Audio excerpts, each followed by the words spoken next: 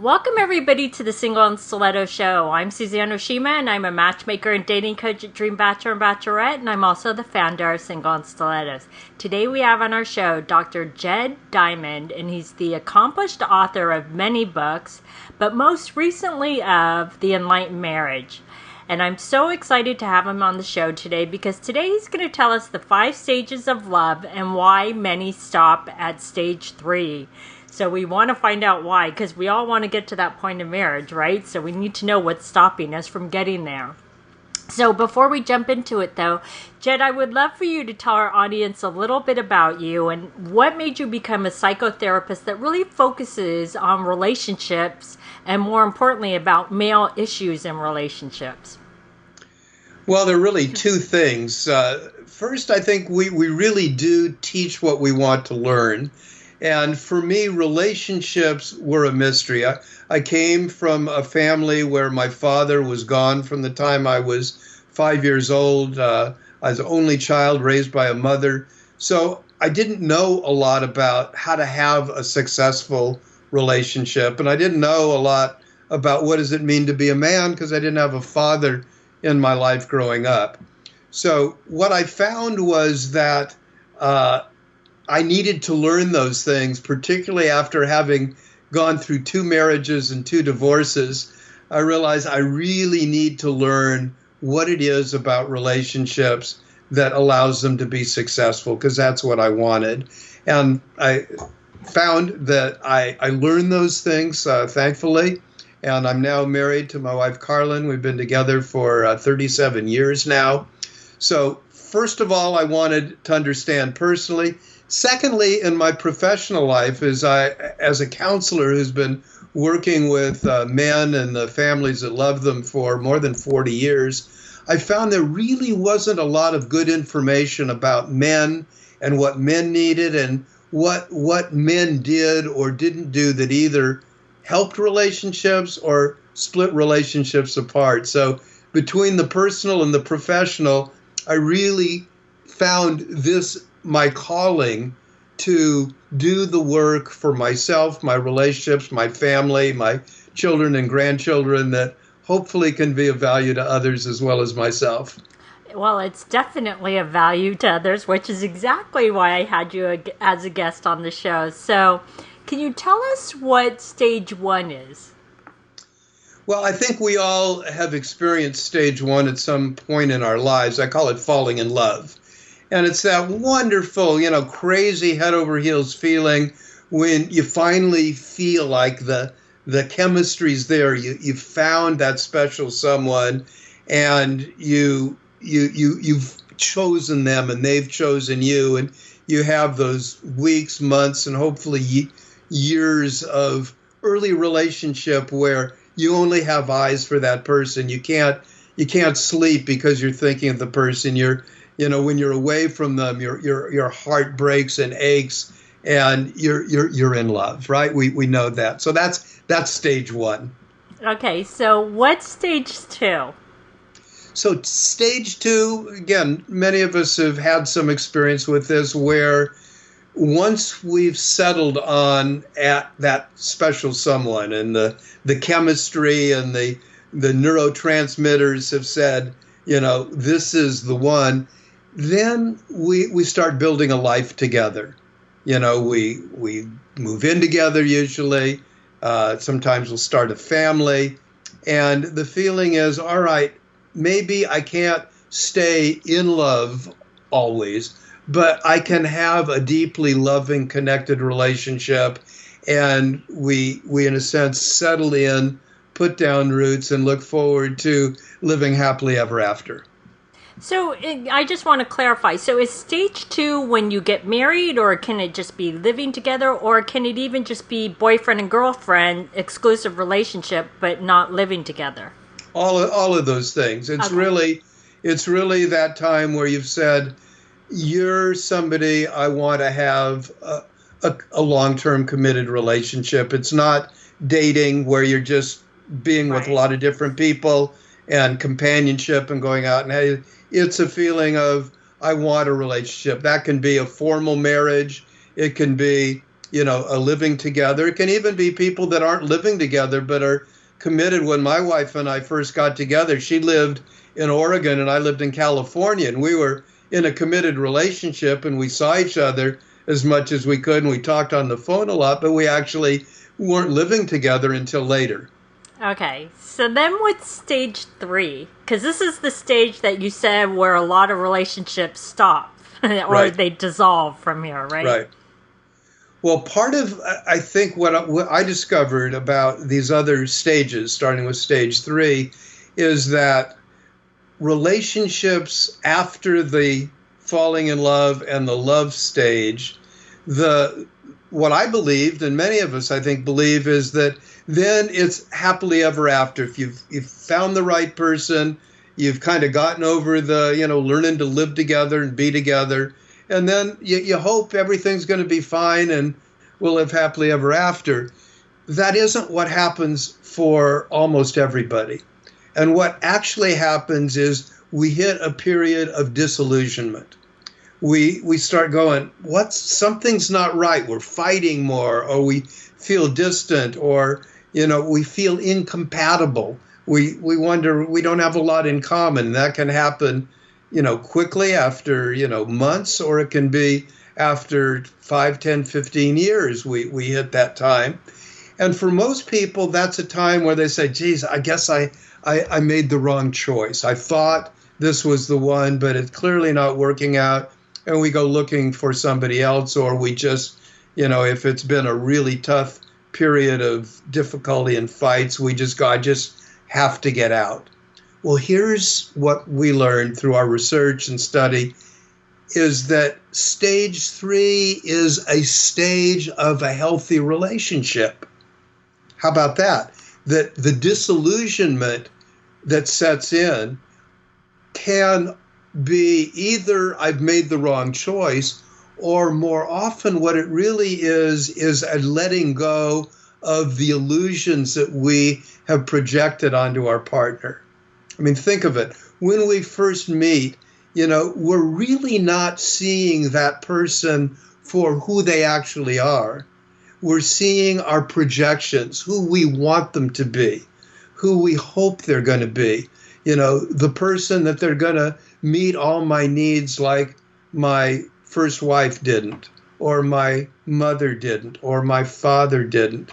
And so the opportunity in stage 3 is to be able to now start to see the actual person that we're with. And the other part of that is we get to heal the wounds that all of us bring into relationship, whether we had really dysfunctional families that we grew up in, as is true for many people, where there was abuse, neglect, or abandonment to some degree. It's actually very common. It isn't something that only happens to a very select few. So in stage 3, we get to heal the past as we go deeper in our stage 3 present. And if we do that, we can both heal the past, heal the present, and then hopefully move on to stage 4. So what I'm hearing is that this is really where the real work begins in a relationship, and that when the tough gets going, you start working harder. You don't just give up, right? That's what I have been telling people for more than 40 years. I have people that come to me often, at one or two places. Either they've been in a relationship and they go, I want to be in another relationship, but I don't want to make the same mistakes again. I don't want to run into the same problems I did. I don't want the same outcome.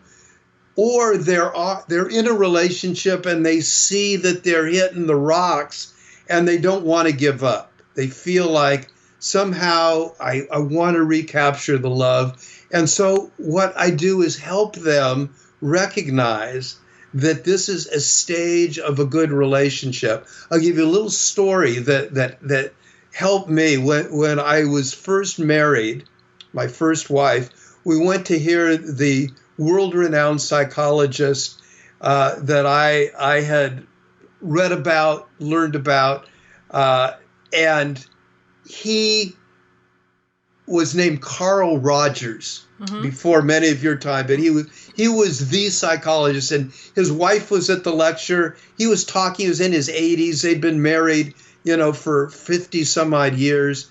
And he says, he was recalling, hey, you remember that difficult time that we had? And I went, you had difficult times? You're the renowned guy. And then he went on and said, oh, yeah. And she smiled and said, oh, yeah, there was that time. Said, yeah, there was those, 13 or 14 years that we really had a hard. And 13 or 14 years, I couldn't imagine, being newly married, that one, you could have problems, Secondly, that you could have problems for 13 or 14 years. But when you're married for 50 or 60 years, problems can last for a time. So this stage 3, I tell people, hopefully it isn't going to last 13 or 14 years. But if it lasts, a year, sometimes 2 years, it's worth for many people going deeper rather than bailing out and then trying to start over with somebody else at another time. I love that you said that. Okay, so what's stage 4? So here's the really cool part when you get through stage 3. Stage 4 is, I call, real lasting love. And it's got 2 elements. Number 1, it's real because you've gotten through the projections, the disillusionments, the who we thought the other person was, who we needed them to be to fulfill the wounds that we had from the past. Secondly, it's a real relationship because now that you've healed the past, here's a little tip that I'll give all of you.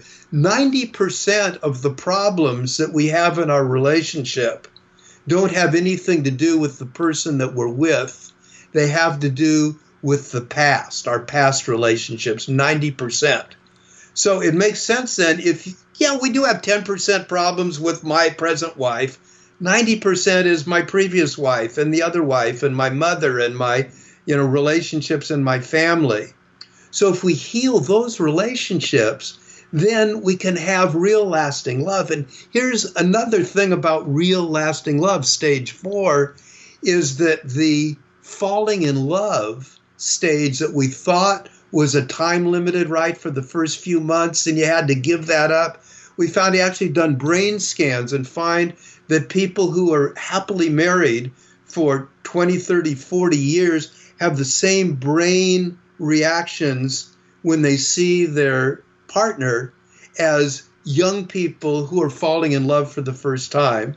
And I found that with my wife. We've been together 37 years. And we're, people see us that we look like newly married couple, and they can't believe you've been married 37 years. You see, you're hugging, you're touching, you're smiling, you're interacting. So that's what people can look forward to if they get through this dip in stage 3 and come out the other side in stage 4, real lasting love. Oh, I love that you said that.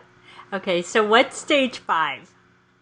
So stage 5, I discovered is an even more exciting stage. I call it finding your calling as a couple. I think all couples, think about all the problems in the world that we're having, all the things that need to be fixed.